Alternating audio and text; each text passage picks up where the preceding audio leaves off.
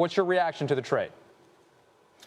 Well, my reaction is that I thought it was the right move by the Knicks considering the circumstances. Carmelo Anthony is finally in a position where he's going to be able to legitimately compete for a championship. And I think that's something that his talent demands. This is a man that's been in the league for 14 years. He has never played in an NBA Finals. He's been to one conference finals in his career when he's with Denver, and Chauncey Billups was the point guard back there.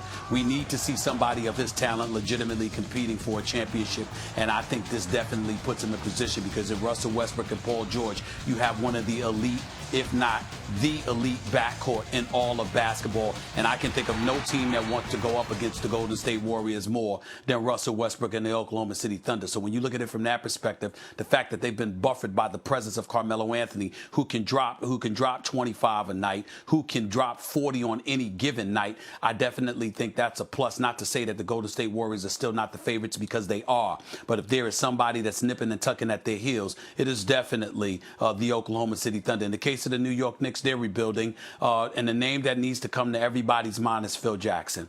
That's the name that I've heard. The reason why I bring up Phil Jackson is this: he made such a big deal of denigrating Carmelo Anthony at every turn. He lowered the value of Carmelo Anthony. And as a result, the New York Knicks were getting bad offers from all over the place. Ryan Anderson of Houston, take his 3 years, $60 million on his contract, okay? That wasn't going to happen, along with other teams coming to them and offering an exorbitant amount of dollars, along with, asking the Knicks to take on some dollars and some years on salary. That wasn't going to happen. The New York Knicks were very happy that Carmelo Anthony opened his options and included Cleveland back into the mix, but then Cleveland wouldn't even return their phone calls. They were not interested in acquiring Carmelo Anthony. That's a story for another day, because we've got to ask ourselves what his friend LeBron James had to do with that. They wouldn't even call the Knicks back. So in the end, if you're the New York Knicks, what choice do you have? Enes Kanter, who can play the 5 for you, average 14 to 16 a game, keeps Porzingis at the 4 spot. You've got Tim Hardaway Jr. that's going to have to play small forward along with Courtney Lee, because you don't really have a small forward